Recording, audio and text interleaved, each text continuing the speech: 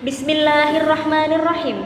Assalamualaikum warahmatullahi wabarakatuh. Hamdan wa syukran lillah. Assalatu wassalamu ala rasulillah la nabiyya ba'dah. Amma ba'du.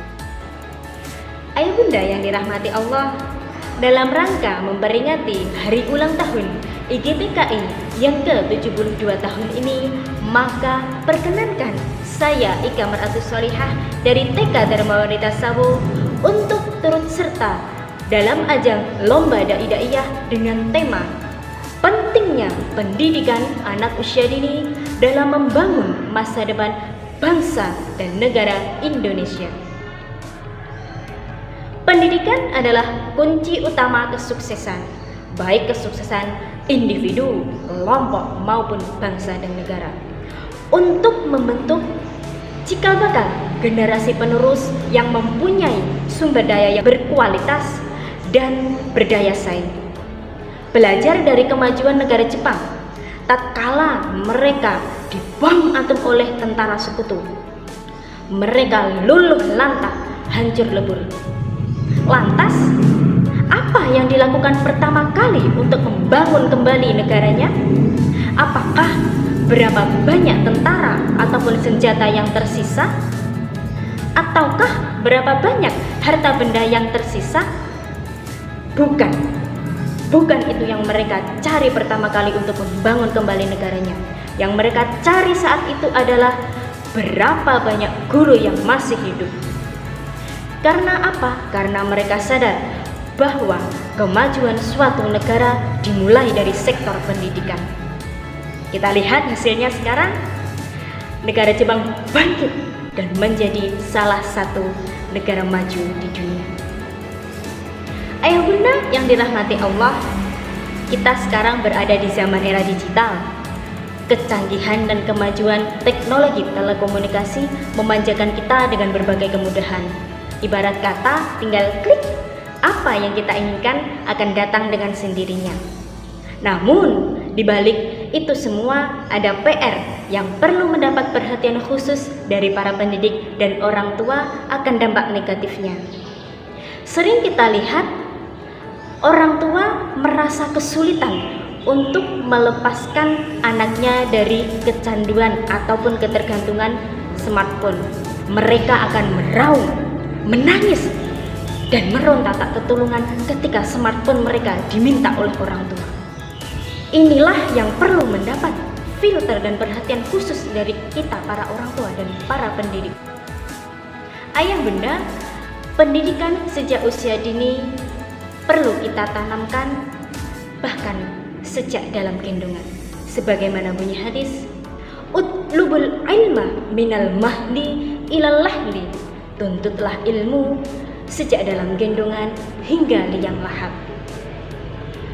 Maksud dari hadis di atas memberi semangat kepada kita untuk selalu memprioritaskan pendidikan sejak usia dini, bahkan sejak dalam usia gendongan. Karena apa? Karena di usia golden age inilah perkembangan otak anak mampu menyerap hingga 80%.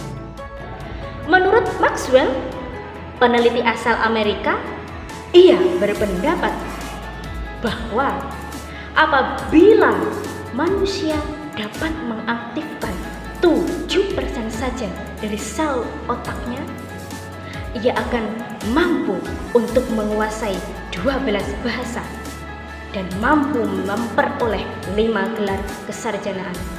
Dan tentunya apabila ia seorang muslim, akan mampu untuk menghafal Al-Quran dan hadis Nabi. Wow, luar biasa bukan sebenarnya potensi otak kita? Pepatah Arab mengatakan, at-ta'allamu fis shigari kan-naqshi 'alal hajari wa at-ta'allamu fil kibari kan-naqshi 'alal ma'. Belajar di waktu kecil laksana mengukir di atas batu. Belajar di waktu dewasa laksana mengukir di atas air. Apa maksudnya?